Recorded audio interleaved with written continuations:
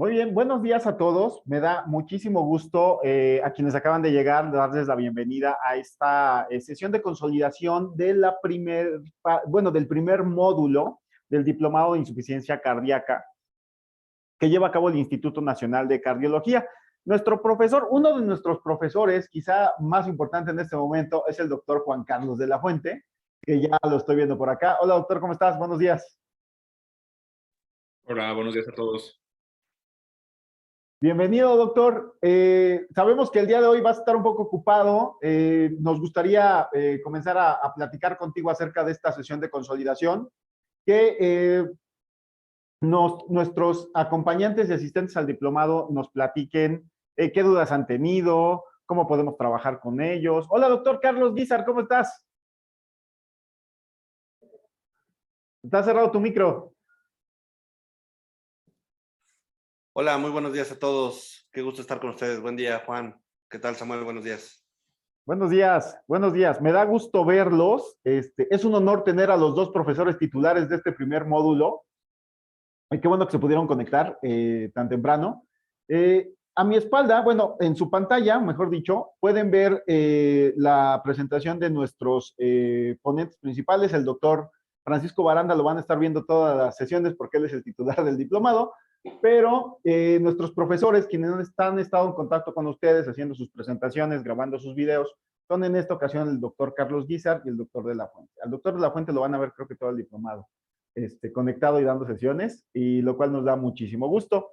El día de hoy, para esta sesión, tenemos al doctor Carlos Guizar. ¿Cuál es la dinámica de esta sesión? La dinámica de esta sesión es que le expresemos nuestras dudas. Si se dan cuenta, ustedes están en sesión de meeting. Eso significa que todos tienen posibilidades de abrir su micrófono y abrir su cámara. No así compartir pantallas. Eso se quita por medidas de seguridad, pero sus profesores sí pueden compartir pantalla y pueden hacer algún tipo de presentación si así lo desean. Lo ideal es que compartamos con ellos todas nuestras dudas, hagamos esta retroalimentación que siempre se busca entre profesores y alumnos, y que cerremos este primer módulo de la manera en la que siempre se pensó, como una plática de café entre profesionales en la cual podemos intercambiar nuestro conocimiento, nuestra experiencia, nuestras dudas y poder hacer una vinculación entre todos nosotros. Entonces, esta sesión de consolidación es enteramente para ustedes. Por favor, sáquenle todo el jugo posible a ella, no se limiten en cuanto a sus preguntas y vamos a estar por aquí acompañándolos. De co-host con nosotros tenemos a Verónica Sánchez. Ella les va a estar ayudando durante toda la sesión. En la Ciudad de México tenemos a Valentina, que también les va a estar ayudando. Y yo voy a estar aquí conectado, platicando con todos ustedes también por cualquier necesidad que se presente. Doctor, bienvenido, doctor Carlos Guizar, doctor de la Fuente. Sean bienvenidos los dos. Pues adelante, el grupo es suyo completamente. Muchísimas gracias. Muchas gracias, Samuel.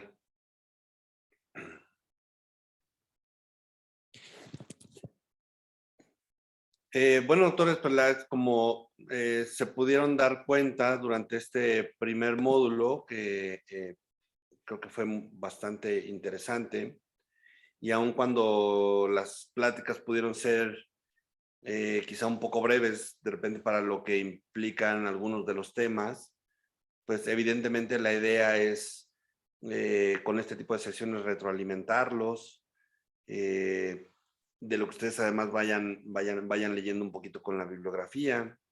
Y como dijo Samuel, si en algún momento ustedes tienen ahorita alguna duda, alguna pregunta, algún caso específico que quieran aterrizar con respecto a estos primeros temas que hemos platicado del diplomado, pues para eso estamos Juan Carlos y yo, para tratar de apoyarlos un poquito con nuestra experiencia y guiarlos un poquito en algunas dudas que puedan tener ustedes. Entonces, pues la verdad es que estamos aquí abiertos para cualquier duda que tengan. Y Juan Carlos, no sé si quieres comentar algo más. Pues no, solamente, como dices, las pláticas o los videos que grabamos son solamente el inicio para darles ahí un punto de partida de los temas, pero lo más importante se vayan a la bibliografía les damos, porque pues nosotros hacemos el mejor esfuerzo para resumir lo más importante de estos contenidos, pero la idea de este diplomado es que sea una cuestión a profundidad, no que sea solamente una cuestión de por encima. Entonces, la dinámica o la idea en las semanas es que ustedes tengan oportunidad de leer esta bibliografía, que la complementen o que tomen los puntos importantes de los videos o los tengan como material de referencia. Y después de esto, que ustedes puedan venir con nosotros a estas sesiones consolidadoras y externar sus dudas, o que toquemos cuestiones que les llamen la atención o inquietudes que tengan con respecto a pacientes que ven ustedes en su día a día.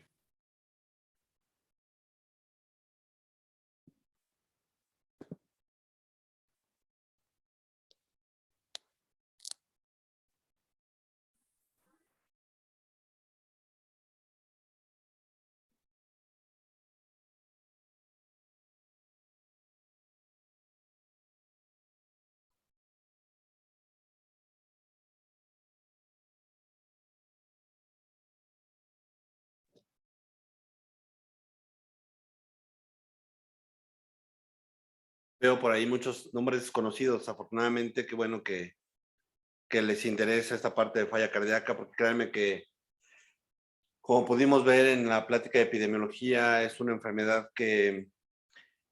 a la cual nos vamos a estar enfrentando cada vez más frecuentemente. Es importante reconocerla desde un inicio para no dejar pasar el diagnóstico y retrasarlo, y que justo este tipo de diplomados tienen esa finalidad, ¿no? Nosotros, desafortunadamente, en el instituto, tal vez estamos un poco sesgados porque somos un hospital de referencia, pero a nosotros nos llegan al instituto los pacientes, pues que justo han retrasado en algún momento tanto el diagnóstico como el abordaje diagnóstico, terapéutico, y entonces llegan con nosotros en una etapa ya muy avanzada, en donde aun cuando siempre nosotros pugnamos por intentar dar el tratamiento que van a ver más adelante y con más detalle durante este diplomado, ha demostrado de alguna manera modificar la enfermedad en cuanto a tratar de mejorar la expectativa de vida, tratar de mejorar la calidad de los síntomas, tratar de evitar hospitalizaciones que desafortunadamente se van haciendo cada vez más frecuentes en estos pacientes conforme la enfermedad va progresando, y eso además va disminuyendo su expectativa de vida.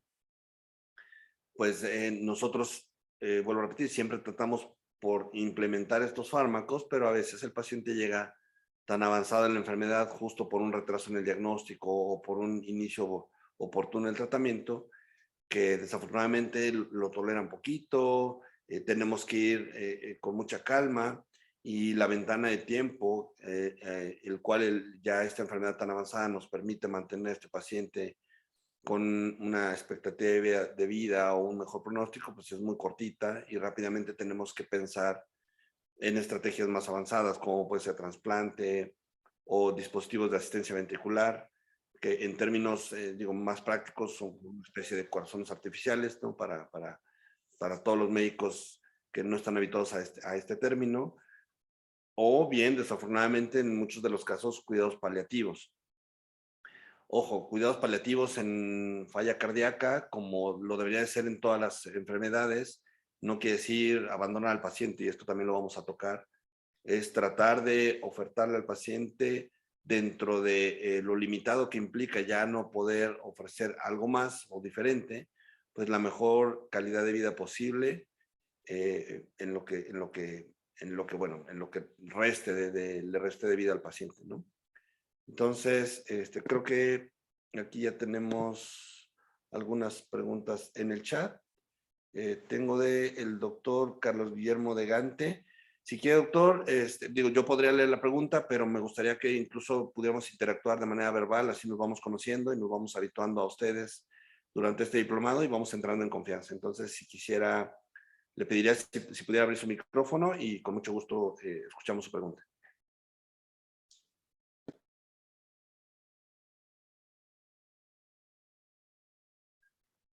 Me parece que en su comentario pone que no puede abrir el micrófono por cuestiones del sitio en el que se encuentra, pero particularmente a esa duda vamos a tener una sesión específica de la terapia de resincronización cardíaca en insuficiencia cardíaca, entonces pues no vamos a ahondar mucho en esto. Esto es un tema que se va a tocar más adelante, pero básicamente la terapia de resincronización cardíaca está reservada actualmente para pacientes que a pesar de tratamiento farmacológico óptimo persisten en clase funcional 2 en adelante, o sea, siguen sintomáticos con todo el tratamiento farmacológico que les vamos a ofrecer, y particularmente que por electrocardiograma presentan una morfología de bloqueo de rama izquierda con un QRS de más de 150 milisegundos.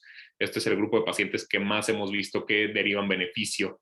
Ya a partir de ahí hay algunas otras cuestiones que pueden hablarnos de la posibilidad de que un paciente sea mejor o peor respondedor. Responden más las mujeres, responden más las miocardiopatías dilatadas no isquémicas, responden más los pacientes que tienen ausencia de RH tardío por resonancia magnética.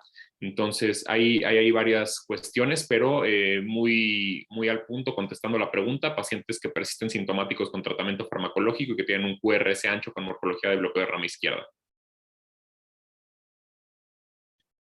También por aquí el doctor José Duarte pregunta cuál es la explicación del por qué el empeoramiento de la insuficiencia cardíaca con cada uno de los ingresos hospitalarios. No sé si quieras contestarle tú, Carlos.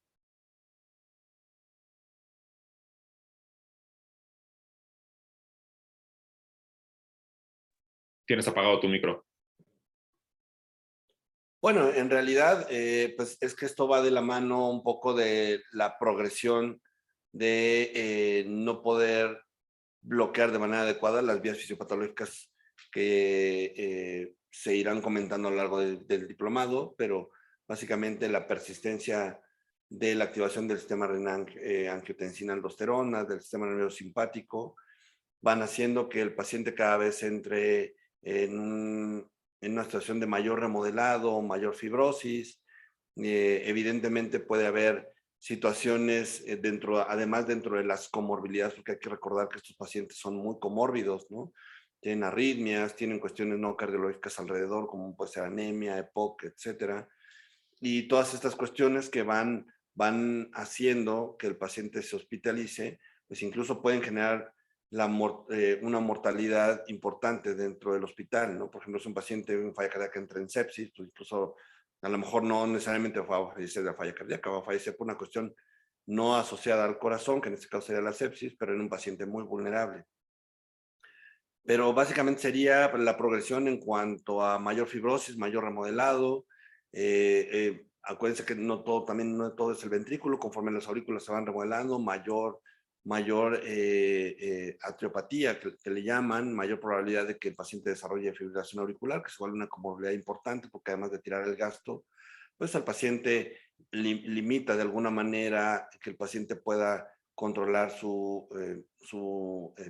frecuencia ventricular, limita la acción de algunos dispositivos como puede ser que comentaba Juan Carlos, porque en algún momento tenemos que ver que se acople bien con la arritmia y de ahí tendríamos que partir a otros procedimientos como ablaciones, etcétera.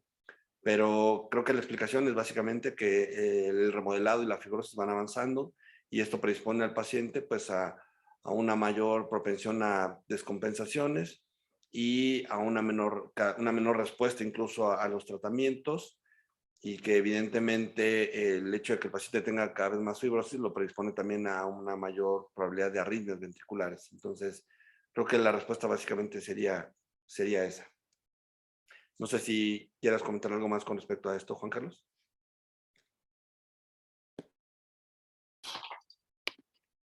Pues sí, o sea, las hospitalizaciones, recordemos que como nos menciona Carlos, no solamente derivan en alteraciones puramente cardíacas, sino son pacientes que frecuentemente desarrollan también lesión renal aguda, que desarrollan alteraciones en otros sistemas, si llegan muy congestivos también pueden hacer lesión hepática. Todo esto se va conjuntando y va haciendo que con cada una de estas hospitalizaciones se pierda la poca reserva miocárdica que existe para estos pacientes, y pues obviamente nos habla de un paciente que está mal compensado, ya sea porque no tolera el tratamiento, por falta de apego, y esto nos habla de un pronóstico más sombrío pues puede ser desde el corto plazo, ¿no? Sabemos que hasta el 30% de pacientes que se hospitalizan se van a rehospitalizar en los siguientes meses y tienen una mortalidad hasta 30% en el año siguiente a la hospitalización. Entonces debemos tomarlo como un punto de partida para identificar a los pacientes que tienen un incremento en el riesgo de mortalidad. Más adelante, el doctor Nicolás Vázquez nos pregunta sobre los criterios de Framingham me imagino que se refiere a los criterios de Framingham para el diagnóstico o de insuficiencia cardíaca. Estos son criterios que se utilizan en esta corte de Estados Unidos, que es muy conocida, que tiene muchísimos años de seguimiento con un montón de pacientes, pero como lo vimos en el módulo de diagnóstico de insuficiencia cardíaca, actualmente se utiliza la definición universal de insuficiencia cardíaca que se publicó el año pasado, en la cual nos habla que el paciente debe tener signos y síntomas que muchas veces se refiere a esta cuestión que ya se menciona en los criterios de Framingham, ¿no? Los signos de ya sea hipoperfusión por falta de gasto anterógrado, frialdad de extremidades, pulsos disminuidos, palidez o datos de congestión sistémica o pulmonar, estertores a la auscultación, hepatomegalia, edema en zonas de declive en las piernas. Entonces, para responder la pregunta, lo que nos basamos ahora es en la definición universal de insuficiencia cardíaca, ¿no? Tener un paciente que tiene signos y síntomas de insuficiencia cardíaca en presencia de alteración estructural cardíaca o elevación de vectores natriuréticos y que tenga datos de congestión pulmonar o sistémica, básicamente, independientemente de la fracción de expulsión, porque ya sabemos que hasta la mitad de pacientes va a tener una fracción de expulsión normal por el eco con insuficiencia cardíaca. La doctora Lorena Flores nos pregunta por qué para el tratamiento y seguimiento de pacientes con insuficiencia cardíaca solicitamos un perfil de hierro. Si quieres, Carlos, te dejo que tú contestes esta pregunta. El panel de hierro actualmente se solicita porque se ha visto que cuando la insuficiencia cardíaca se acompaña de déficit de hierro en los pacientes, empeora el pronóstico y puede incrementar las hospitalizaciones de los mismos. Entonces, básicamente lo que hacemos es pedir un perfil de hierro basado en ferritina y porcentaje de transferrina.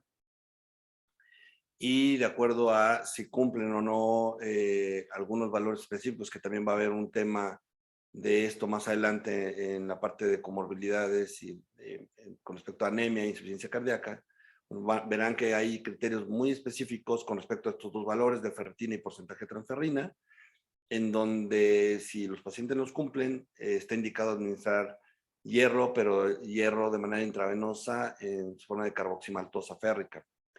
Sí tenemos que dejarles muy en claro que el hierro oral en estos pacientes con falla cardíaca no sirve en lo absoluto. Hay muchos mecanismos fisiopatológicos que seguramente serán abordados en este tema de anemia, pero darle hierro oral al paciente con falla cardíaca no sustituye el déficit de hierro que tiene y lo único que vamos a generar es un problema gastrointestinal, ¿no? Por irritación y sin ningún beneficio. Entonces, sería nada más esa parte puntual. Pedir a todos los pacientes con falla cardíaca ferritina y porcentaje de transferrina, y dependiendo si el paciente cumple los criterios, que rápidamente serían ferritina menos de 100 o cuando la ferritina se encuentra entre 100 y 300 con un porcentaje de transferrina mayor a 20, entonces son los pacientes candidatos a que se les ponga carboximaltosa férrica, pero vuelvo a repetir, solamente en esta presentación. El hierro dextran, la verdad es que se ha intentado usar sin mucha evidencia en cuanto a beneficio y con todos los riesgos, como ya sabemos, de generar alguna reacción alérgica o alguna reacción adversa en los pacientes. Entonces, la única forma de sustituir hierro actualmente aprobada y que ha demostrado beneficio en cuanto a mejorar síntomas y en algunas personas disminuir hospitalizaciones es la administración de hierro en forma de carboximaltosa férrica. Luego, la doctora Edith Escobar nos está preguntando, más bien nos hace el comentario de que no le quedó muy clara la cuestión de los perfiles hemodinámicos de los pacientes con insuficiencia cardíaca. Estos perfiles nos ayudan un poco, particularmente con los pacientes con insuficiencia cardíaca aguda, para entender qué es lo que predomina en ellos, ya sea la congestión o el bajo gasto cardíaco.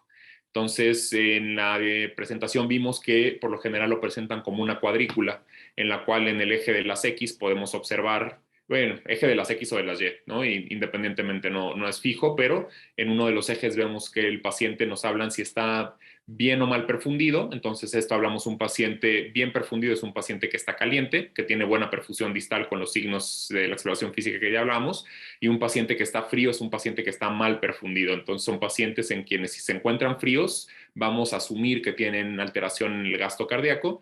Y la cuestión de húmedo o seco, hablamos de si tienen o no datos de congestión, ya sea pulmonar o sistémica. Los pacientes húmedos son pacientes que están con datos de congestión pulmonar o sistémica, y los pacientes secos son pacientes que a la exploración física tienen datos de que no tienen sobrecarga de volumen. Entonces, nosotros, tomando en cuenta estos dos parámetros, la perfusión y la congestión, vamos a colocar a los pacientes dentro de un cuadrante. La mayoría de pacientes con insuficiencia cardíaca aguda se presentan en el cuadrante de caliente y húmedo. Esto quiere decir que son pacientes que están bien perfundidos, pero que acuden al hospital por congestión, ya sea pulmonar o sistémica. Mientras que, por ejemplo, si tenemos un paciente que está frío y además está húmedo, este es el perfil típico de los pacientes con choque cardiogénico, pacientes que tienen bajo gasto anterógrado y que además tienen datos de congestión pulmonar o sistémica. No sé si esto respondió a la pregunta o si queda alguna duda, por favor háganos saber en los comentarios y andamos un poquito más en el tema.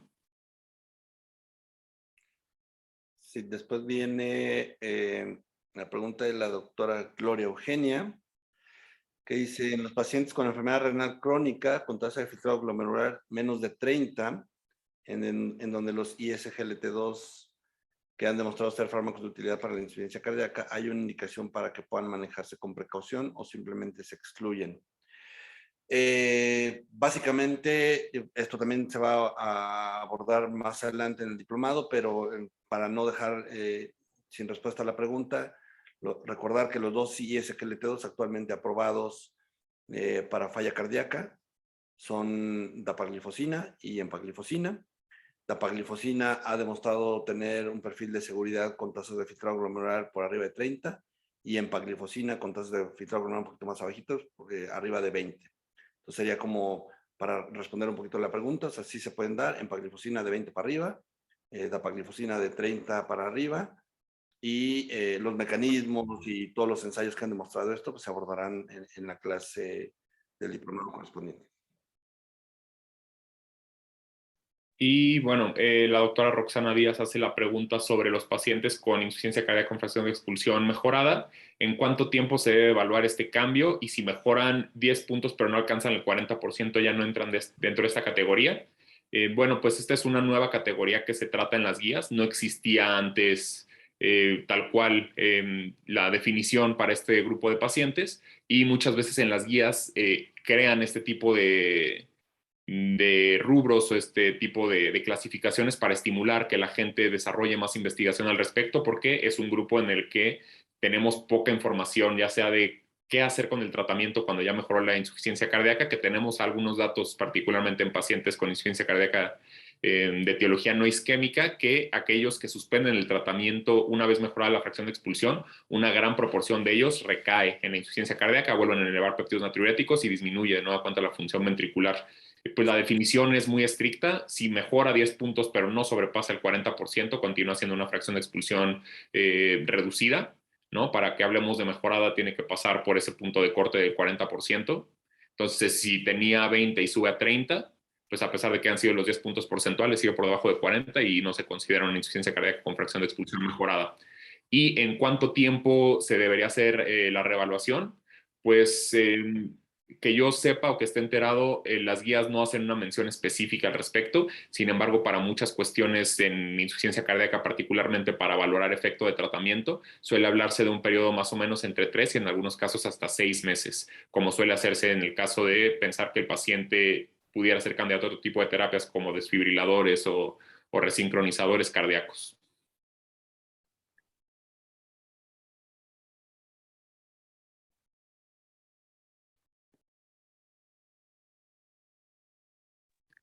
Y bueno, la doctora Santa Diego hace una pregunta con respecto también a la anemia en la insuficiencia cardíaca. Pregunta qué papel juega la EPO en los pacientes con insuficiencia cardíaca. Pues ya está estudiado también que la suplementación de EPO en pacientes con insuficiencia cardíaca se asocia a un incremento en eventos trombogénicos. Entonces, a menos que sean pacientes que tienen enfermedad renal crónica concomitante y que seamos apoyados por un nefrólogo, que se encuentre el paciente en terapia de sustitución renal y requiera del EPO sabiendo que ya tiene una buena tasa o que ya tiene repuestas sus fuentes o sus depósitos de hierro, pudiéramos pensar en dar tratamiento con EPO, pero tal cual el tratamiento con EPO en pacientes con insuficiencia cardíaca que no están en terapia sustitutiva renal se asocia a incremento en eventos tromboembólicos y no se recomienda su uso.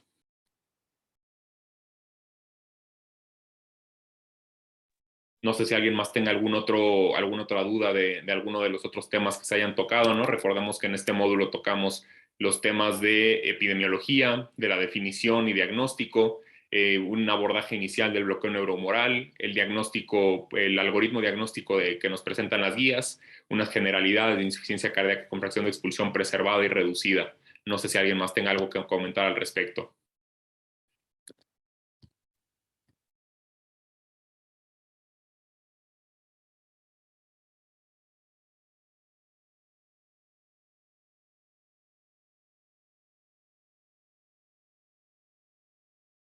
Tenemos aquí a la doctora Ana Priscila Hernández que dice, me gustaría que nos explicaran más los datos de insuficiencia cardíaca con fracción de eyección preservada en el eco. Bueno, nada más voy a hacer un breve comentario con esto y le voy a hacer la palabra a Juan Carlos, que también tiene especialidad en ecocardiografía.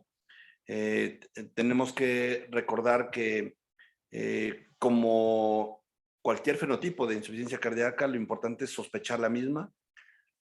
Todos los fenotipos, hablando de insuficiencia cardíaca con fracción de eyección preservada, insuficiencia cardíaca con fracción de eyección ligeramente reducida o preservada, desarrollan y manifiestan los mismos síntomas de congestión o de bajo gasto. Entonces, el punto es sospecharlos.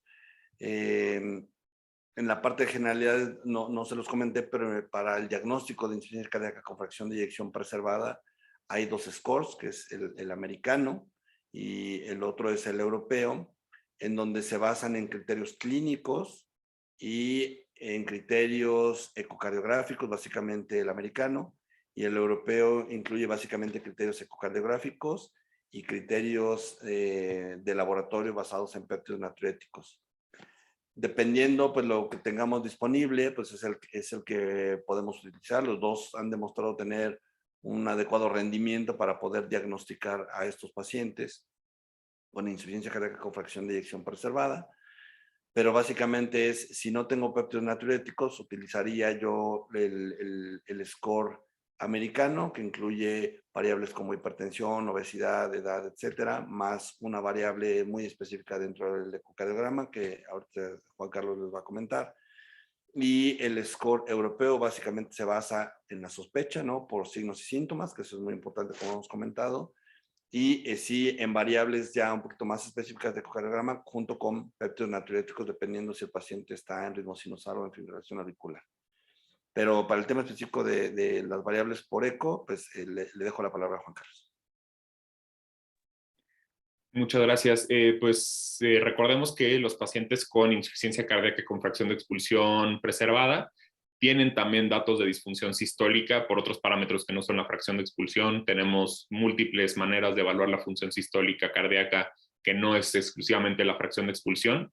Y este grupo de pacientes, particularmente si los estudiamos con otras técnicas como pudiera ser el strain o la deformación miocárdica, podemos observar que también tienen alteración subclínica, por lo menos en la función sistólica del ventrículo izquierdo. Y bueno, ¿qué datos nos hablan de insuficiencia cardíaca con fracción de expulsión preservada? Los puntajes que nos comenta Carlos particularmente se centran en datos de disfunción diastólica o incremento de presiones de llenado. Básicamente la relación de la flujograma transmitral, la onda E y la onda A. También datos de incremento de la relación E con E' de las velocidades tisulares del anillo mitral. Datos de crecimiento de la aurícula izquierda, hipertensión pulmonar, bueno, la velocidad de regurgitación tricúspide para la estimación de la presión sistólica de la arteria pulmonar. Todos estos suelen estar considerados en estos scores pronósticos y reflejan un incremento en las presiones de llenado del ventrículo izquierdo. Entonces, básicamente serían estos parámetros, también asociados mucho a un remodelado cardíaco, particularmente de tipo hipertrofia concéntrica, que también es otro de los puntos que se consideran en estos puntajes. Si es un paciente que tiene un remodelado concéntrico o una hipertrofia concéntrica, tiene un incremento de presiones de llenado, pues la posibilidad de que el paciente tenga insuficiencia cardíaca con fracción de expulsión preservada, en presencia evidentemente de signos y síntomas que nos sugieran esta enfermedad, se vuelve cada vez más alta.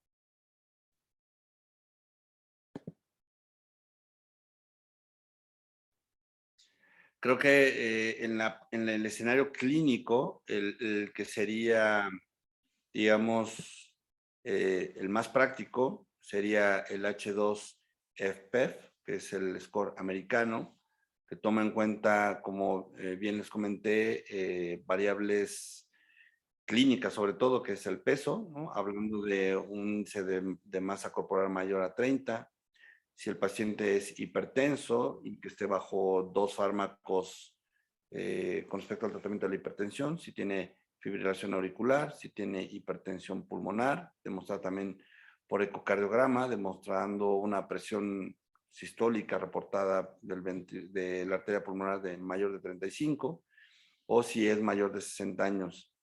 El parámetro ecocardiográfico específico que les comentaba Juan Carlos, que es una variable de incremento de las presiones de llenado, que es una variable que nosotros llamamos como EE', que es la que tendrían que buscar específicamente en el reporte ECO, que esté mayor a 9, pues todo eso va generando cierto puntaje, ¿no? Y el tema es que para cuando nosotros tenemos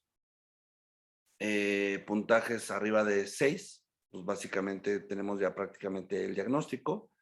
Si tenemos, hay puntajes intermedios, ¿no? Por ejemplo, cuando sumamos estas variables y nos dan un puntaje entre 2 y 5, digamos que ahí estamos todavía con sospecha, pero todavía sin poder confirmar el diagnóstico, y para eso hay otros estudios adicionales también con ecocardiografía, en donde al paciente se le hace un reto con ejercicio para poder confirmar el diagnóstico, y cuando tenemos puntuaciones bajas de 0 a 1, pues básicamente podemos prácticamente excluir el diagnóstico, ¿no? Entonces, yo de manera práctica les recomendaría este score. El score europeo también es muy bueno, pero implica entender un poquito más en la parte de ecocardiografía y la implementación de péptidos natriuréticos, que vuelvo a repetir, no siempre los tenemos disponibles. Y bueno, creo que el score, el americano es un poquito más clínico, ¿no?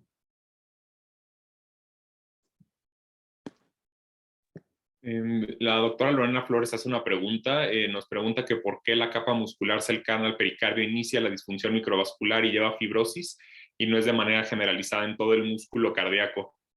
No estoy muy seguro si entendí bien la pregunta, pero bueno, lo que sabemos de la disfunción microvascular es que inicia más bien en territorios subendocárdicos, más hacia la porción más profunda del tejido miocárdico, se vuelve o se puede volver generalizada dependiendo del tipo de afección que tengan los pacientes.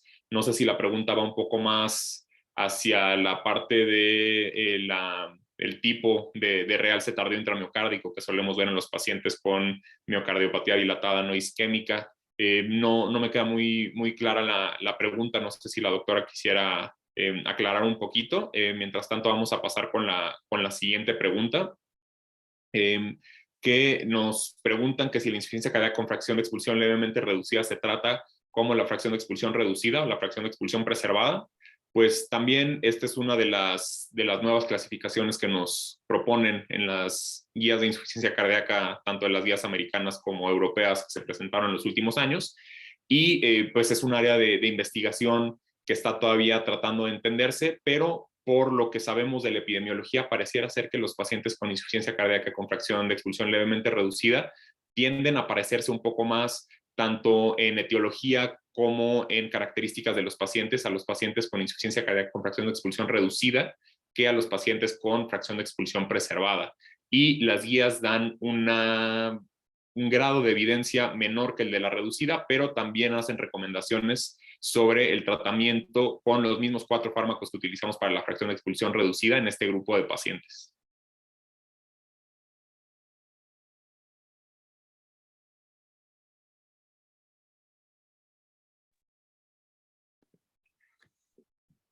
Después viene la pregunta de la doctora Alma Leticia Cernas. Doctor, ¿qué tan frecuente es observar una FEBI mejorada o en qué tipo de pacientes podríamos observarlo o en cuánto tiempo deberíamos reevaluarlo? Bueno, la verdad es que, digo, esta es una pregunta realmente interesante porque la verdad es que, al menos en México, sí, difícilmente tenemos estadísticas, ¿no?, de prevalencia de insuficiencia cardíaca. La verdad es que yo todavía no tengo una fuente bibliográfica que le pueda decir qué porcentaje de pacientes o cuál es la prevalencia de este tipo de pacientes o de este fenotipo de insuficiencia cardíaca, básicamente, porque además, como bien comentó Juan Carlos, es una terminología nueva.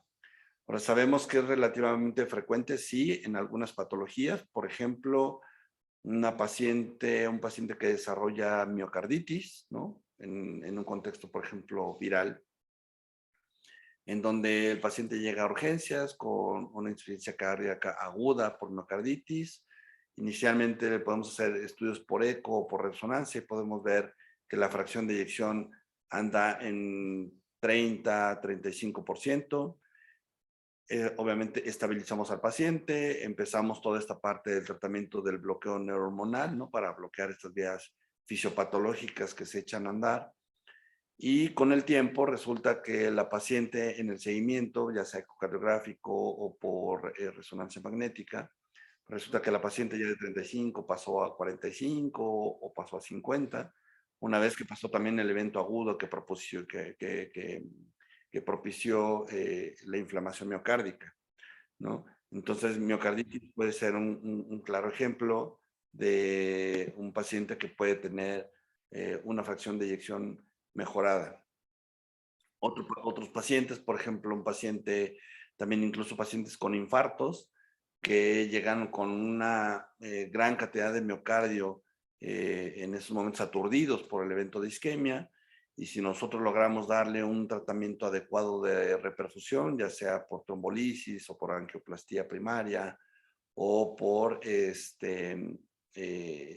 una estrategia farmacoinvasiva, es decir, que al paciente inicialmente se le trombolizó y después en las siguientes 24 horas pasó a un tratamiento de angioplastía, pues esos pacientes también pueden ser pacientes que en algún momento, motivo de ese aturdimiento miocárdico por la isquemia en agudo, tengan fracciones de eyección bajitas y que con el tiempo, al momento pues, de rescatar la mayor parte del miocardio, al reperfundir al paciente, pues recuperen a más del 40% con estos 10 puntos, ¿no?, que se requieren de mejoría. Ahora, ¿en cuánto tiempo? Pues la verdad es que es muy variable, ¿no? Yo creo que depende mucho de la patología y depende mucho de los fármacos que logremos implementar. Por ejemplo, uno de los fármacos que mayor evidencia tiene en mejorar remodelado e incluso impactar en la fracción de eyección es sacubitril/valsartán.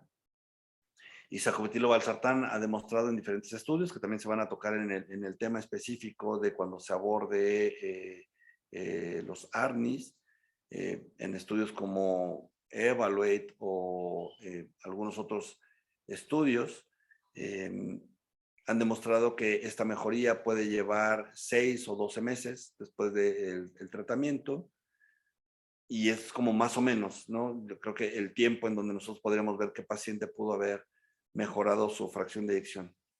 Es muy importante que nos acostumbremos al término porque antes a estos pacientes se les decía que tenían una fracción de eyección recuperada y eso denotaba una falsa sensación de curación de la enfermedad, tanto para el médico como para el paciente. Y entonces muchas veces el médico decía, bueno, pues tiene una fracción de eyección recuperada, ya se recuperó, entonces ya no requiere más tratamiento, y empezaban a desescalarlo o empezaron a quitar algunos fármacos que son imprescindibles, o el mismo paciente, cuando nosotros le decíamos, oye, es que ya tienes una función recuperada, el paciente mentalmente lo codificaba como que se había curado y empezaba a abandonar los tratamientos.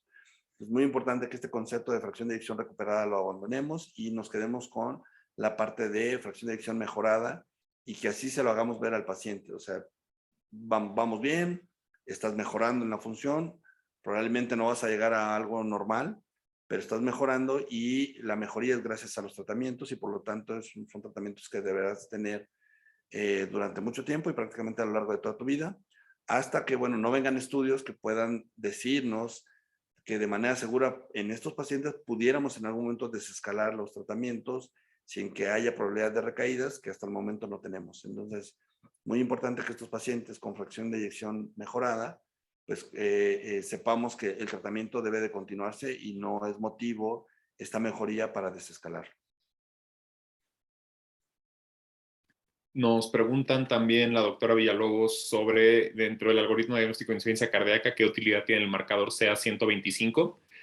Bueno, actualmente el único biomarcador recomendado por las guías como parte del abordaje diagnóstico es el BNP o el NT-proBNP, sobre todo basado en el peso que tienen y la cantidad de estudios que hay al respecto, no solamente por su utilidad diagnóstica y cómo se asocia con el incremento en la volemia, sino también su utilidad como marcador pronóstico en pacientes con insuficiencia cardíaca. Pero el CA125 es probablemente el biomarcador después del NT-proBNP que más interés tiene o más estudios tiene recientemente para la evaluación de pacientes con insuficiencia cardíaca, particularmente los pacientes con empeoramiento de insuficiencia cardíaca. Este biomarcador lo conocemos la mayoría a través de su uso para el cáncer de ovario. Los pacientes, o bueno, se conoce como un marcador tumoral porque los pacientes con cáncer de ovario que tienen incremento de estos títulos o que tienen alza de este marcador tumoral, pues nos habla probablemente de mayor actividad o de un peor pronóstico en este grupo de pacientes. Y sin embargo, se ha asociado también o se ha visto ya que los pacientes, particularmente aquellos con congestión sistémica importante, tienen elevación también de este biomarcador, de esta glicoproteína, que se secreta sobre todo y particularmente de las serosas, tanto de la pleura como del peritoneo y el pericardio. Entonces, lo que se ha visto recientemente es que parece haber una asociación entre el incremento de la presión hidrostática en el sistema venoso con la liberación de este biomarcador y también se ha asociado a una mejoría de los niveles o de los títulos de este biomarcador con la resolución de la congestión.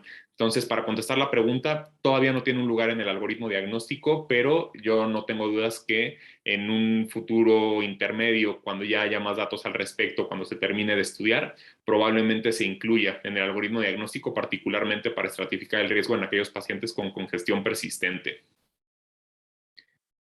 Y bueno, tenemos otra pregunta que nos hablan de si existe un apartado especial para el manejo de insuficiencia cardíaca en las embarazadas o en el periparto y si se manejan igual que el resto de los pacientes. Bueno, pues esta es una pregunta muy interesante y también es un reto para nosotros todos los días con este tipo de pacientes porque pues desafortunadamente las pacientes y particularmente estando embarazadas, la lactancia no es tanto problema, pero estando embarazadas pues tenemos nosotros que hacer muchas adecuaciones del tratamiento para la insuficiencia cardíaca en los pacientes, porque como sabemos todos, están contraindicados durante el embarazo los bloqueadores del sistema renina-angiotensina-aldosterona.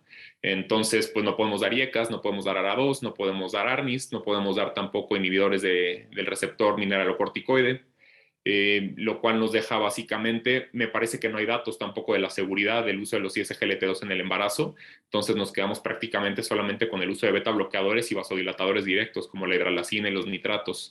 Entonces esto obviamente pues repercute en el pronóstico de estos pacientes, nos dificulta el manejo, pero me parece que también tenemos un tema en particular que vamos a tocar un poco más adelante en el diplomado.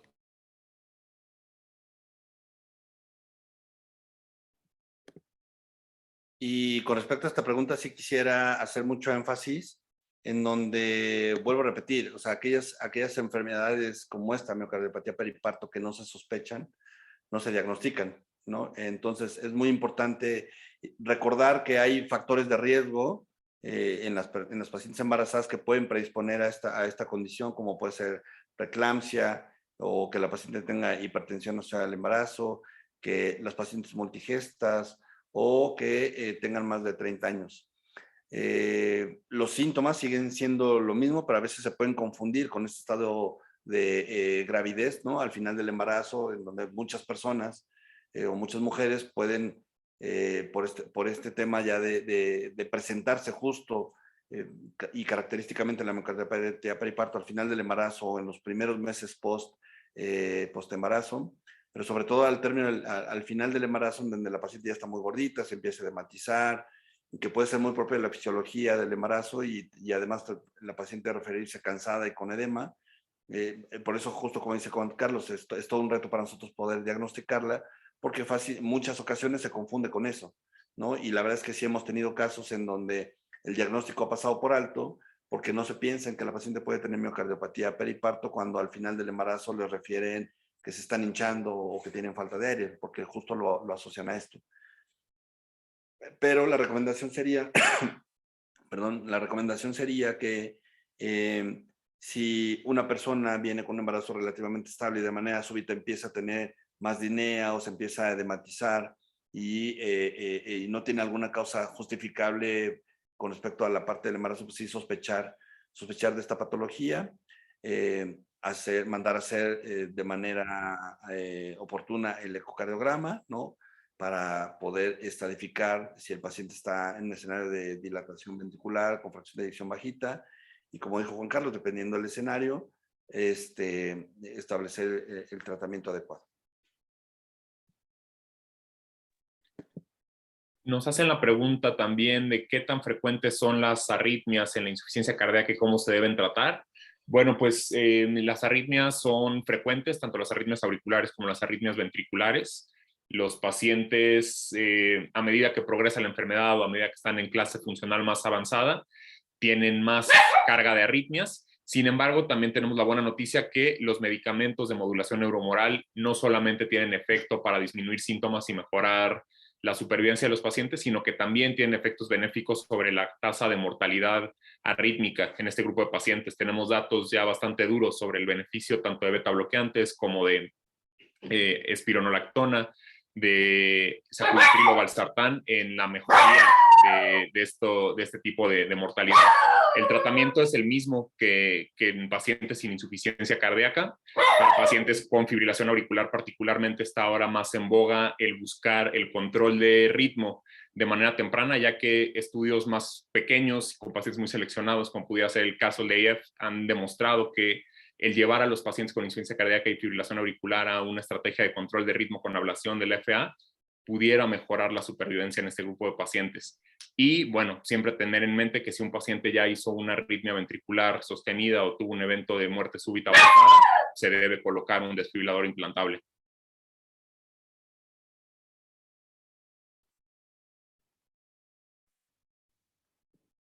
Tenemos otra pregunta que es de la doctora Alma Leticia Cernas. Dice, sabemos que es muy debatido el tema del uso de péptidos natriuréticos, ella menciona específicamente BNP, para evaluar la mejoría o evolución en el caso de la insuficiencia cardíaca aguda en su instituto, si lo llegan a solicitar para evaluar el estado del paciente durante su hospitalización.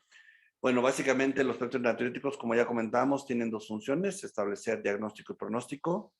En el caso del paciente que llega a hospital por sospecha de falla cardíaca aguda, definitivamente los péptidos natriuréticos pues, nos ayudan para poder discriminar si la disnea que refiere el paciente es de etiología cardíaca o no.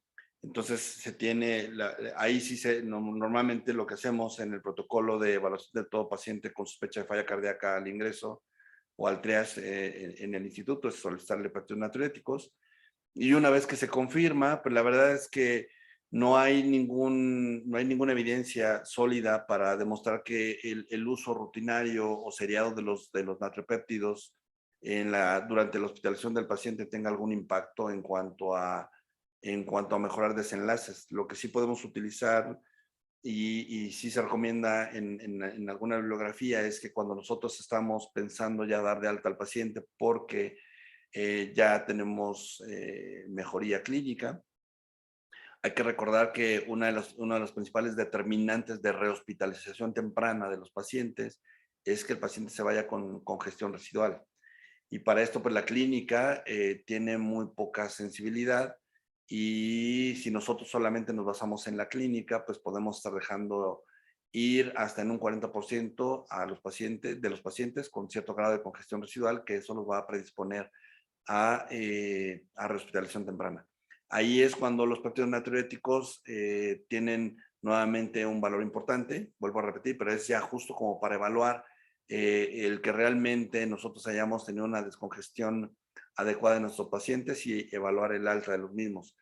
Y recordar que también el uso de estos péptidos para valorar el alta no se hace, o sea, el alta no tiene que ser solamente valorando o basado en el valor de los péptidos natriuréticos, sino efectivamente valorando la mejoría clínica, que el paciente pueda caminar ya sin disnea, que los péptidos natriuréticos hayan disminuido, se recomienda al menos un 30% con respecto al valor de ingreso, que tengamos una radiografía, por ejemplo, del pecho, en donde sí veamos mejoría de la congestión, y sobre todo si podemos tener herramientas como un ecocardiograma o un eco portátil para hacer ecoscopía, en donde podamos utilizar este instrumento para valorar congestión pulmonar, que tengamos pocas líneas B con respecto al ingreso, pues en conjunto todo esto, y no nada más los natriopéptidos de manera aislada, es lo que nos puede ayudar a decir, efectivamente, mi paciente ya no tiene congestión y está euvolémico y lo puedo dar de alta con el menor riesgo de rehospitalización porque lo lleve a porque lo esté dando de alta con una congestión residual. Entonces, básicamente hacer natriopéptidos seriados durante la hospitalización no tiene ningún sentido. La recomendación es hacer al inicio para el diagnóstico y tener el pronóstico, y al final para apoyar la evidencia de que el paciente se va con la descongestión suficiente y en estado de euvolemia.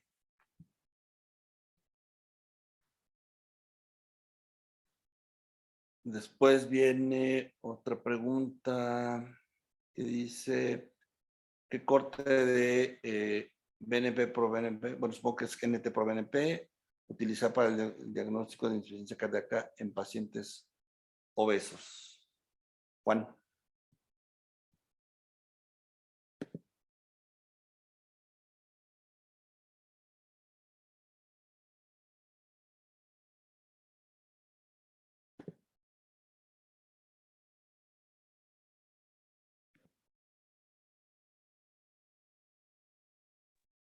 Perdón, tuve un problema con mi computadora que se desconectó y perdí las preguntas del chat.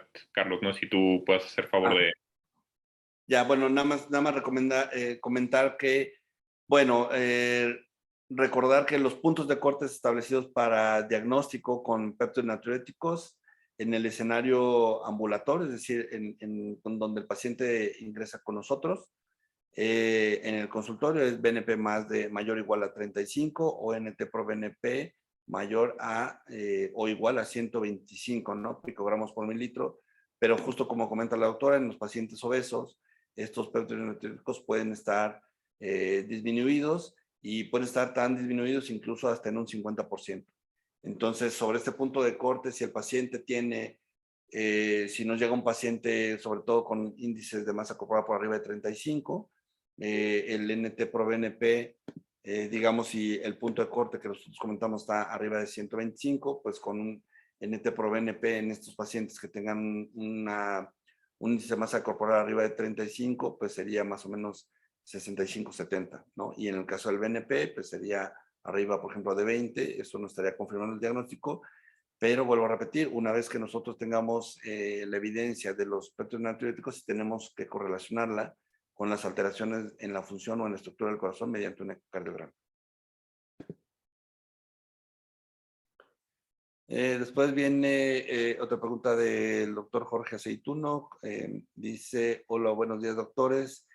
¿Qué opinan de la mejoría en un 10% de la FEBI, considerando que la variabilidad interobservador de la medición de la FEBI por eco puede ser desde un 4 o un 5 o hasta un 10%? ¿Consideran que es un punto de corte adecuado a pesar de las recomendaciones que así lo indican? Muchas gracias. Juan Carlos, es tu tema de ecocardiografía. Bueno, pues como dice Jorge, y digo, lo pregunta él porque también tiene formación en ecocardiografía y sabe bien de este tema, pues todos los estudios son operador dependiente, pero tenemos que tener en cuenta que si vemos que un estudio está bien hecho, no debemos fijarnos solamente en la fracción de expulsión reportada, sino tenemos que ver también los volúmenes telediastólico y telesistólico del cual se derivan estas mediciones. Si nosotros los comparamos con los volúmenes del estudio previo y vemos que son volúmenes similares, yo creo que pudiéramos tener un poco más de certeza que está bien el estudio. Si un paciente nos reportan en un primer estudio una fracción de expulsión de 30% y vemos que los volúmenes telediastólico y telesistólico son volúmenes concordantes con lo que se aprecia en la cardiomegalia, y en el seguimiento vemos una mejoría de la función ventricular por fracción de expulsión y vemos que en la medición se utilizaron para cálculo de esa fracción de expulsión volumen telediastólico y telesistólico similar, creo que pudiéramos tener un poquito más de fe en esta medición. Pero independientemente de que tengan fracción de expulsión que continúe reducida o que pase al estrato de mejorada, tener en cuenta que son pacientes que van a mantener el mismo tratamiento que ya llevaban, no vamos a hacer alguna modificación particular del tratamiento. Entonces, sí es verdad y es importante tomar en cuenta lo que nos dice Jorge sobre la variabilidad interobservador que hay de un estudio a otro, pero también tenemos que tener en mente cómo tomar o tomarlo en el contexto del paciente. Si nosotros vemos una mejoría de la función ventricular reportada por eco y el paciente se refiere con mejoría de la clase funcional, el paciente tiene menos datos de congestión, no se está tolerando bien el tratamiento, pues probablemente podamos nosotros hacerle caso. Si al revés vemos que el paciente está un poco estancado o va hacia peor y el eco nos reporta por algún otro motivo una mejoría de la fracción de expulsión, pues habrá que tomarla con reserva. Sí, justo. Y la siguiente pregunta va en relación a lo mismo, de la doctora Nancy Chávez. Dice, hola, buenos días. Con respecto a la pregunta previa, ¿se sugiere confirmación de fracción de eyección del ventrículo izquierdo reducida con resonancia y posteriormente valorar probable recuperación nuevamente con el mismo método, es decir, con resonancia, o solo con eco es suficiente? Pues la verdad es que, digo, lo ideal siempre, digo, en un mundo ideal sería evaluar siempre la fracción de eyección con resonancia, que es el gold estándar, ¿no? Para valorar la fracción de eyección actualmente reconocido por todas las guías. Pero, digo, ahondando un poquito, creo que tiene mucha razón Juan Carlos, es evaluar todo el contexto clínico, el contexto de los volúmenes y del remodelado asociado a esta mejoría de la FEBI. Y aún así, digo, creo que la variabilidad, aunque el eco tiene un poquito ese punto de la variabilidad, tampoco es que tenga una variabilidad mayor al 10%. Yo creo que por eso mismo las guías recomiendan que la mejoría debe ser más del 10% justo para brincar un poquito esta brecha de variabilidad y no decir, bueno, pues de 38 que tenía el paciente se fue a 43, ¿no? Con una mejoría del 5% quedó por arriba del 4%, cuando justo puede ser por esta variabilidad del eco. Y sí creo que este punto de corte puede ser adecuado justo para brincar esta parte de la variabilidad que no debería de ser, digo, hablando de un buen ecocardiograma mayor del 10%, y que además tiene que recordar que no nada más es de, por ejemplo, que de 20 vaya a 30, sino tiene que dar por arriba del 40%, pero sí, justo como dice Juan Carlos, siempre asociado a la parte clínica del paciente. Y bueno, la verdad es que si la resonancia la tenemos a la mano, pues hay que utilizarla. O en el ámbito privado, si el paciente la puede pagar, porque también es un estudio muy caro, pues bueno, sí es recomendable. Y nada más para tocar un punto adicional a esto, recordar que el método de imagen para la evaluación de la función ventricular en la gran mayoría de los ensayos clínicos en la cual se basan las recomendaciones a través de eco. No se utiliza la resonancia magnética como criterio de exclusión para hablar de pacientes con disfunción ventricular en la vasta mayoría de los ensayos clínicos que en los cuales nos basamos para hacer la recomendación del tratamiento. Para el seguimiento, me parece que el eco es más que suficiente, a menos que existiera alguna duda que la ventana transtorácica es muy deficiente o que es un paciente con un hábito corporal que no nos permite hacer una adecuada evaluación. Entonces yo creo que sí podríamos echar la mano de un nuevo estudio de resonancia magnética, o si les interesa valorar particularmente alguna otra cosa, como puede ser el realce tardío con gadolinio, pero si no, yo creo que el seguimiento con eco es más que suficiente.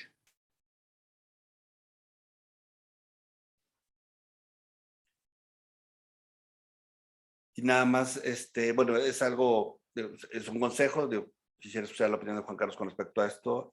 Yo, por lo general, en la consulta privada, en el instituto no tenemos problemas porque tenemos ahí, sabemos que los ecos los hacen los ecocardiografistas, pero ustedes podrán ver que por fuera muchos laboratorios, ¿no? Sin decir nombre, pero son muchos, cuando tú recibes el reporte de un eco, resulta que lo hizo un cardiólogo clínico. Entonces, siempre asegúrense que para que ustedes puedan tener todavía mayor confiabilidad de esto que estamos hablando, ¿no? Si poder, porque es sumamente importante estadificar bien adecuadamente al paciente o fenotipicarlo en FEBI menor de 40, 41, 49, mayor del 50, o justo en este tema de FEBI mejorada, pues pedirle al paciente que se lo haga en un en un laboratorio donde tengan un ecocardiografista haciendo el estudio, ¿no? Porque me ha tocado ver reportes en donde viene el ecocardiograma hecho por un cardiólogo clínico y es que, con todo respeto, nosotros como cardiólogos clínicos tenemos cierto adiestramiento en eco, pero definitivamente no tenemos el entrenamiento para hacer este tipo de mediciones ya muy exactas, que son realmente importantes para tomar decisiones, ¿no? ¿Cómo ves, Juan? Sí, totalmente de acuerdo. La verdad es que nosotros tenemos la idea un poco de democratizar el uso del eco, de que sea una herramienta que está cada vez más a la mano y particularmente con los equipos portátiles, pero tenemos que tener en mente también que debemos reconocer nuestras propias limitaciones y si queda duda o nos interesa una valoración particular que esté un poco fuera del alcance de alguien que no tiene entrenamiento en ecocardiografía, pues referirlo con la persona adecuada, ¿no? Yo creo que con eco es muy fácil porque lo vemos como algo no invasivo, pero yo creo que muchas menos personas se aventarían a hacer una coronariografía o poner un stent sin un entrenamiento adecuado en hemodinámica. Entonces, pues pensemos también la repercusión que tienen los reportes que hacemos nosotros cuando le hacemos un eco al paciente en la toma de decisiones clínicas o de la persona que nos refiere al paciente y démosle la importancia que se merece también.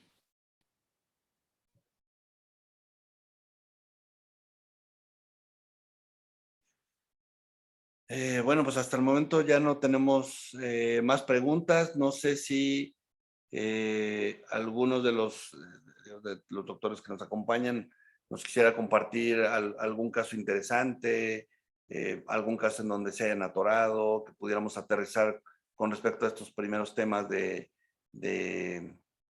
introducción a la falla cardíaca, ¿no? Sobre todo temas de diagnóstico. Si tienen alguna duda con respecto a algún caso que se les venga a la mente, pues con mucho gusto, pues para eso estamos, para estar aprendiendo todos aquí. Siempre hay casos que nos enseñan, el paciente, acuérdense que siempre es un libro, y si tienen todavía más dudas, pues aquí seguimos.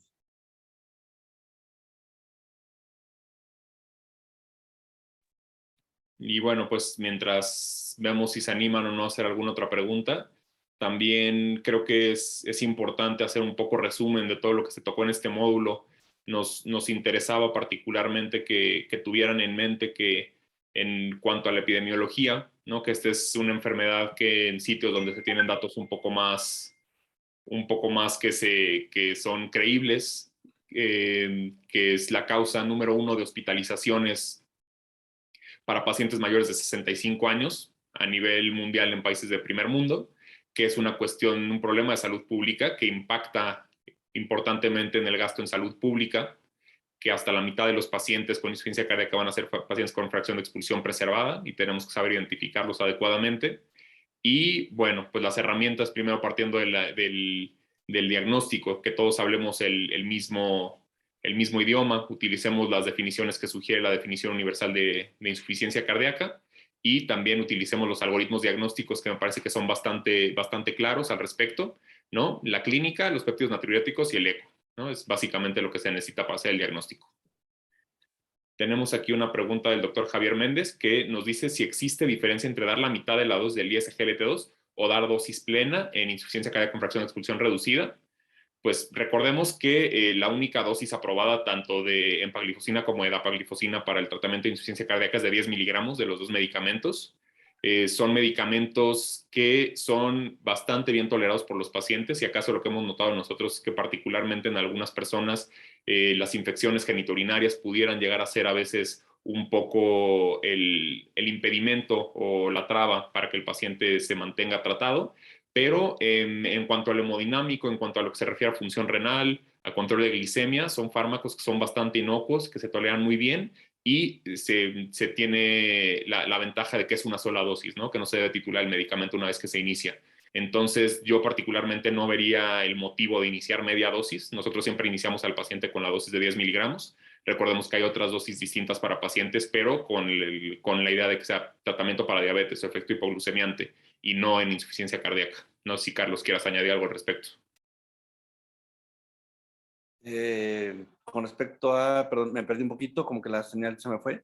Que preguntaban si hay diferencia entre dar media dosis de ISGLT2 o dar dosis plena en pacientes con insuficiencia cardíaca con fracción de expulsión reducida. No, definitivamente creo que sí hay que ser muy enfáticos en esto, ¿no? O sea, hay dosis que han demostrado beneficios en cuanto a los fármacos Y creo que justo una de las ventajas muy importantes de los ISGLT2 es que la dosis que se ha demostrado como benéfica en falla cardíaca es una dosis fija, 10 miligramos, no nos movamos de ahí.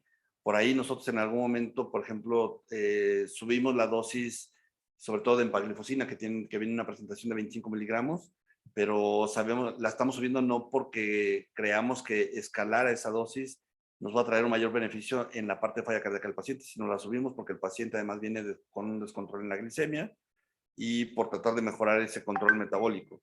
Pero en realidad la dosis de los ISGLT2 está muy bien establecida y creo es una de las ventajas de esta clase de fármacos, que es una dosis fija y no hay que escalarla ni mucho menos, y es la única que tenemos que utilizar, 10 miligramos.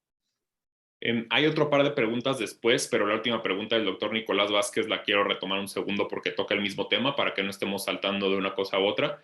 Nos preguntan qué tan efectivo es el uso del ISGLT2 en la sala de urgencias cuando el paciente acude con insuficiencia cardíaca aguda o solo se debe utilizar en la consulta externa. Bueno, tanto los estudios de EMPA como de DAPA, y particularmente de DAPA, han incluido pacientes que están recientemente con empeoramiento de insuficiencia cardíaca. No tienen que ser exclusivamente pacientes clínicamente estables en la consulta externa. Sin embargo, ambos estudios se iniciaron cuando el paciente se encontraba ya con dosis decrecientes de diurético intravenoso y se iniciaron una vez que el paciente se consideraba estable por parte de los investigadores.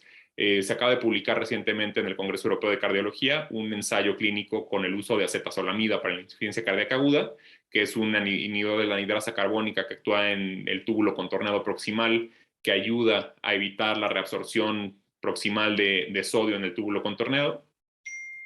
Y podemos tratar de extrapolar un poco este efecto de la acetazolamida con lo que pudiera hacer con los ISGLT2 que actúan en el mismo sitio en la nefrona. Probablemente sí exista algún beneficio de dar este tratamiento de bloqueo secuencial de la nefrona en pacientes con insuficiencia cardíaca aguda que acuden descompensados, pero bien a bien ahora todavía no hay datos en cuanto a su seguridad o su eficacia, entonces mi recomendación sería probablemente añadirlo al tratamiento una vez que se logró la descongestión moderadamente efectiva y que el paciente no se encuentre con dosis tan altas de diurético intravenoso. No sé qué opines, Carlos, al respecto, si tengas algo más que añadir. Sí, bueno, nada más comentar que efectivamente en bueno, primero decir que el paciente que llega en agudo y que llega súper congestivo y el perfil es de mucha congestión y que puede estar asociado a bajo gasto, ¿no? Pues ahí lo recomendable es parar todo el bloqueo neurohormonal, sobre todo si el paciente requiere dosis de inotrópicos o vasopresores para estabilizar al paciente. Una vez que hemos estabilizado al paciente, lo hemos sacado de una congestión importante y tenemos ciertos niveles sobre todo en parámetros clínicos como presión arterial, frecuencia cardíaca y demás, tenemos que tratar en esa transición de ya estar evaluando la estabilidad del paciente intrahospitalaria y evaluar el alta pronta al paciente a casa, tratar de instaurar estos 4 fármacos en la medida de lo posible antes de que se vaya a casa. Quizá el único que por ahí puede generarnos un poquito de temas serían los betabloqueadores, porque normalmente cuando el paciente todavía está congestivo, yo en lo particular preferiría no darlo, pero si el paciente tiene una adecuada TA, si el paciente no está congestivo y todavía está relativamente taquicárdico, si el paciente no tiene ya un tema de insuficiencia renal y sobre todo que se haya agudizado por esta descompensación, la verdad es que hay que tratar de instaurar las 4 clases de fármacos, ¿no? ARNI vigilando mucho, al menos 48 horas, si es que lo empezamos a dar dentro del hospital, vigilarlo 24 a 48 horas todavía de manera hospitalaria antes de dar de alta al paciente, vigilar en cuanto a la tolerancia a la TA, que el paciente no haga hipotensión sintomática, que no tenga una elevación importante de los asuados. Con respecto a esto, tengo que decirles que tanto en el escenario ambulatorio como en el hospitalario, el inicio del ARNI o una terapia de descongestión agresiva puede generarnos discreta elevación de los asuados, hablando específicamente de la creatinina.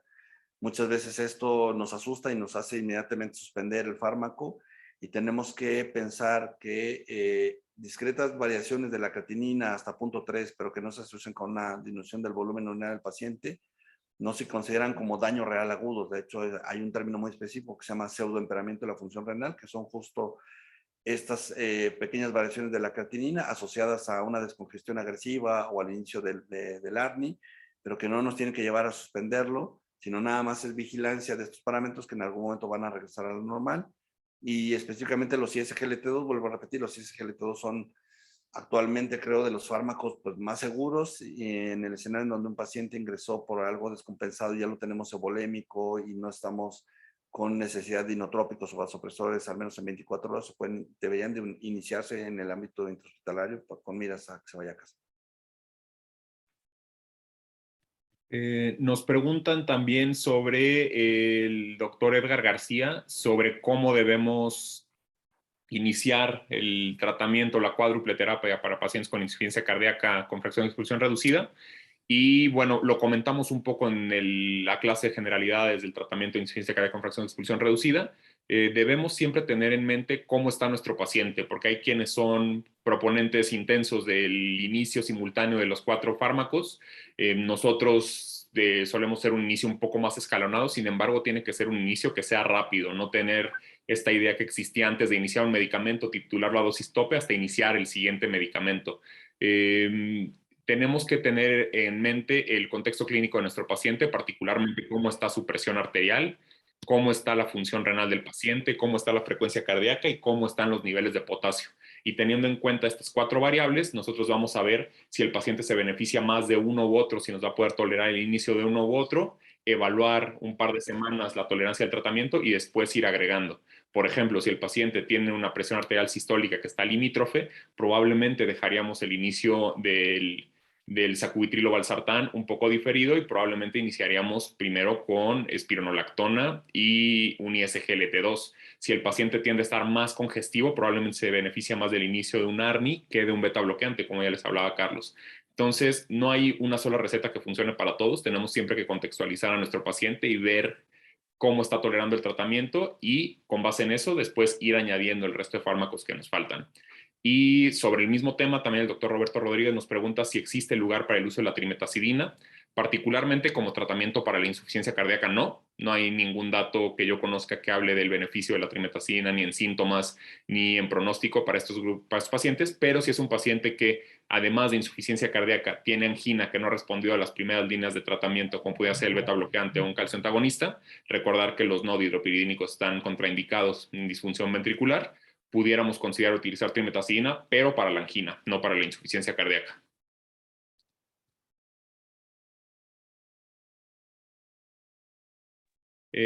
Bueno, la doctora Magali Hernández nos está comentando un caso clínico suyo de un paciente con insuficiencia cardíaca con fracción de expulsión reducida, que con eco tenía datos de hipertensión pulmonar, se inició tratamiento con sildenafilo, además de tratamiento para insuficiencia cardíaca, sin embargo no mostró ninguna mejora en la sintomatología.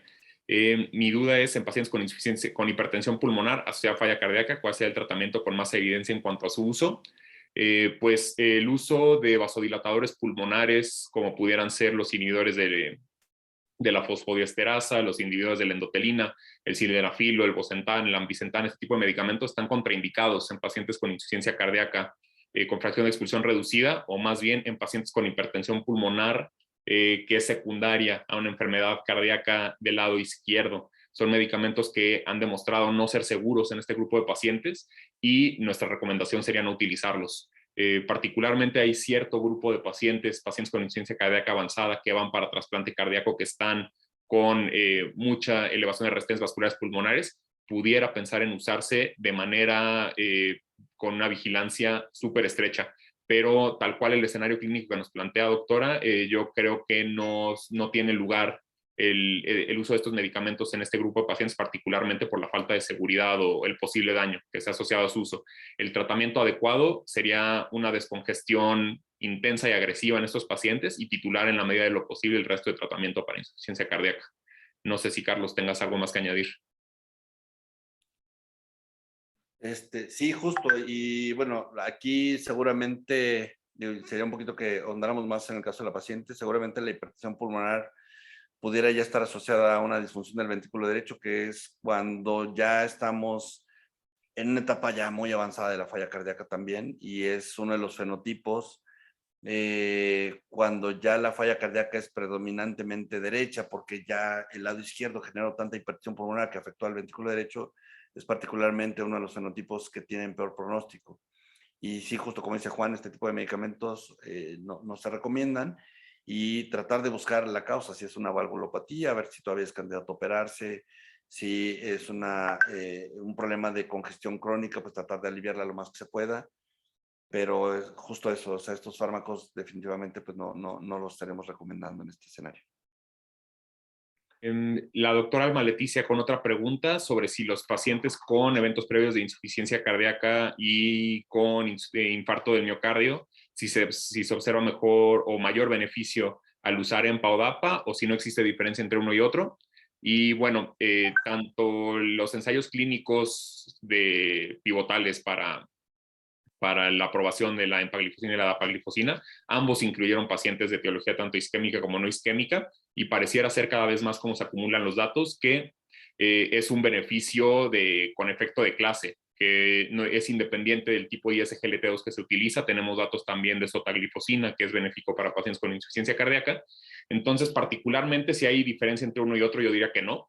Yo diría que utilizan el que tengan disponible. Y en la corte, particularmente de pacientes con infarto del miocardio, recientemente se publicaron datos del ensayo clínico, me parece que se llama EMI, del uso de empaglifosina en pacientes con infarto del miocardio reciente, y se observó que el uso de EMPA en este grupo de pacientes en comparación con el tratamiento convencional se asoció a reducciones significativas de NT-proBNP y remodelado del ventrículo izquierdo con disminución de volúmenes y mejoría de fracción de expulsión. Entonces, esa es la información que yo conozco que existe al respecto en este tema, pero si tuviera que decidir entre uno y otro, me iría por el que tenga a la mano, más que porque exista más beneficio de uno u otro. Y hay que recordar que este estudio que comenta Juan Carlos es en el escenario agudo para tratar de ver si hay un impacto en el pronóstico del infarto como tal, no de la falla, ¿no? Los ensayos en donde se probaron tanto dapaglifosina como empaglifosina en el escenario de falla cardíaca, pues incluían más o menos la misma proporción de etiología isquémica, y ambos resultaron ser igual de efectivos en reducir básicamente lo que ya sabemos, muerte cardiovascular y hospitalizaciones. Entonces, justo como dice Juan, los dos, la verdad es que las diferencias entre ambos son muy discretas en algunos puntos muy particulares, y básicamente es justo eso, el que yo tenga a la mano sería igual de efectivo.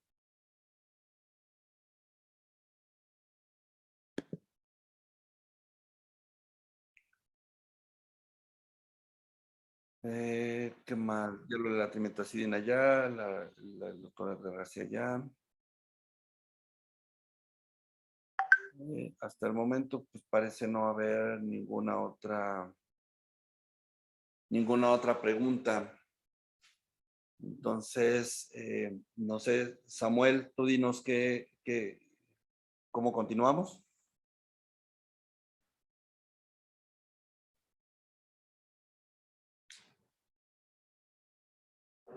Voy, doctor, voy, aquí estoy. ¿Me escuchan bien? Sí, fuerte y claro. Ah, qué bueno. Pues bueno, la sesión está programada para tener entre 1 hora y 2 horas de interacción. Entonces estamos justo a la 1 hora y media. Si ya agotamos el tema, ustedes se sienten cómodos y los participantes no solicitan alguna otra respuesta, pues podríamos dar por finalizada esta sesión de interacción, en la que, pues bueno, yo vi que salieron un montón de preguntas, están muy interesados en el tratamiento, entonces estuvo bastante padre. Podríamos dar por concluida esta sesión si ustedes no tienen inconveniente.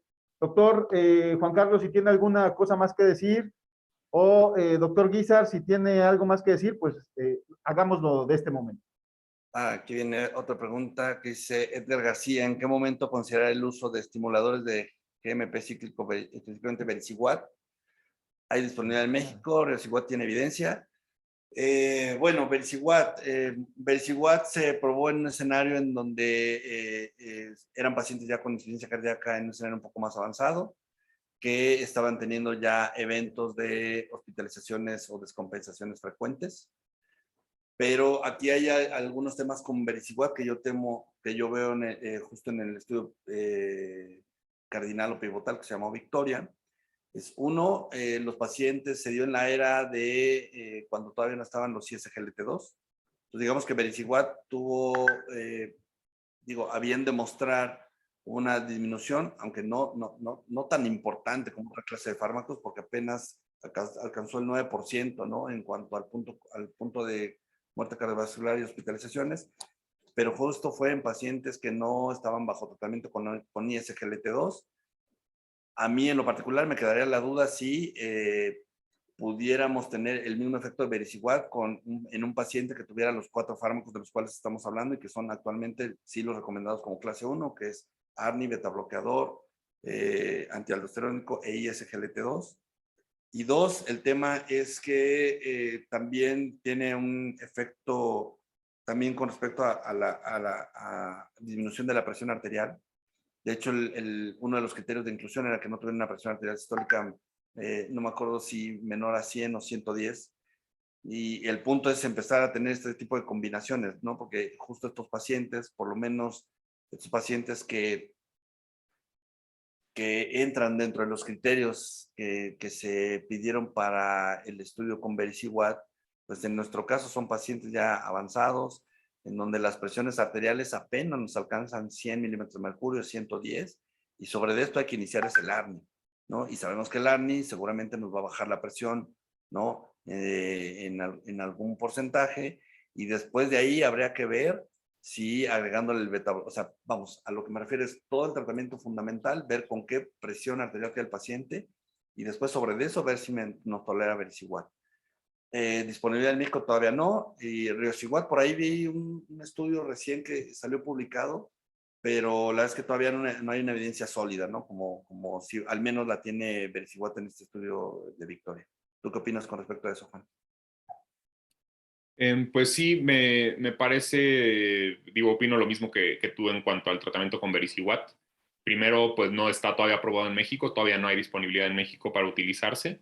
No tenemos nosotros experiencia en su uso en particular, pero pues la población que está estudiada es esta corte de alto riesgo que ha tenido empeoramientos, hospitalizaciones a pesar de tratamiento y que siguen sintomáticos. Cabe destacar que son pacientes en quienes no se estudió el ISGLT2, porque cuando se inició la lateralización del Victoria no estaba todavía aprobado el uso de ISGLT2 para insuficiencia cardíaca. Entonces habrá que tomar también eso en contexto.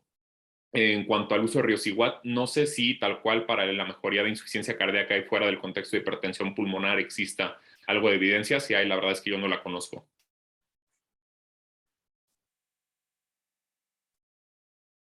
Buenos días, doctores y asistentes. Soy Verónica Sánchez. Me llegó un mensaje directo por parte del doctor José Duarte en el que pregunta, en el grupo de pacientes con disfunción ventricular pero se encuentran asintomáticos, estadio B, ¿cuál es el tratamiento recomendado? Los dejo para quien guste responder. Gracias. Bueno, pues en este grupo de pacientes también está ya bien descrito que el uso de IECAS y beta bloqueadores puede ayudar a detener o a enlentecer la progresión de la enfermedad. El uso de sacubitrilo valsartán está reservado para pacientes que están sintomáticos con insuficiencia cardíaca, entonces pudiera ser un poco debatible si quisiéramos iniciar esto en lugar de un IECA o un ARA en este grupo de pacientes. El uso de espironolactona también está reservado para pacientes sintomáticos, de acuerdo a las recomendaciones de las guías y el tipo de pacientes que se incluyeron en estos estudios. Pero pues yo en lo particular, en este grupo de pacientes, probablemente optaría por iniciar un IECA y un beta bloqueante. No sé, Carlos, ¿qué piensas al respecto? Sí, no, pues recordar que en este grupo de pacientes lo principal es tratar los factores de riesgo que están generando pues todos estos cambios, ¿no? En la estructura, en el remodelado, en la hipertrofia concéntrica. Entonces, recuerda que siempre están asociados a factores de riesgo como hipertensión, diabetes. Lo importante aquí en este grupo de pacientes es prevenir que el paciente genere todavía más cambios que lo lleven a desarrollar el síndrome. Entonces, controlar bien la presión arterial, ¿no? Ya sea con un ARA o con un IECA. En el caso de los pacientes diabéticos, sí hay estudios en donde los ISGLT2 demostraron prevenir las hospitalizaciones por insuficiencia cardíaca. Entonces, en el estadio B, en pacientes diabéticos específicamente, yo incluiría un ISGLT2, que también viene recomendado en las guías, además como un manejo integral de la diabetes. Y básicamente es eso, controlar factores de riesgo, obesidad, modificar el estilo de vida. En el caso del paciente infartado que quedó con disfunción ventricular pero está asintomático para falla cardíaca, pues evidentemente el beta bloqueador. Entonces ahí va a depender mucho del perfil del paciente, pero es enfocado mucho a eso.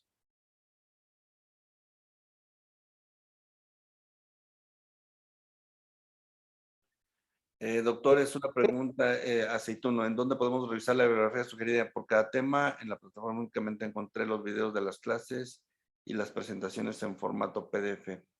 Esa yo se las contesto, doctor.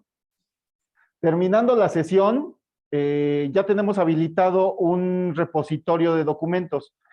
Entonces, todos los documentos que se utilizaron para las presentaciones, para la consolidación y para todo lo que estamos realizando en cada uno de los módulos, se dejan en un repositorio posterior a los módulos para que ustedes, si quieren profundizar algo adicional a lo que vimos en los videos, en las presentaciones y en esta sesión, puedan profundizar al ritmo que ustedes gusten.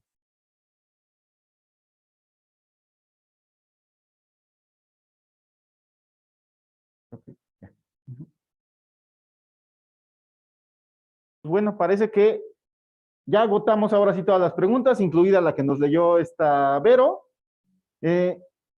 Si no hay nada más, podríamos concluir esta sesión de consolidación. Esta sesión se edita y la vamos a subir a la plataforma también por si quieren verla posteriormente. Y a partir del lunes les comenzaremos a enviar nuevamente indicaciones para los siguientes módulos. Entonces, este fin de semana hemos terminado el M1. Los felicito a todos, gracias por su interés y nos vamos a ver dentro de 2 semanas para la consolidación del módulo 2. Pronto les mandaremos más información y de verdad les agradezco mucho a todos ustedes. Doctor Carlos Guízar, gracias por el tiempo que nos dedicó, el esfuerzo. Sabemos que anda de viaje y tiene muchas ocupaciones, pero de verdad le agradecemos que se pudiera conectar a esta sesión. Doctor Juan Carlos, como siempre es un gusto escucharlo. La facilidad, el trabajo que usted realiza con nosotros, de verdad le agradecemos mucho estos intercambios que realiza con todos los interesados en insuficiencia cardíaca. En nombre del Instituto Nacional de Cardiología, les doy las gracias por haberse desmañanado este sábado. Nos vemos en la próxima semana. Muchas gracias a todos. Que estén muy bien, muchas gracias. Hasta luego. Al contrario, muchas gracias. Buen fin de semana a todos.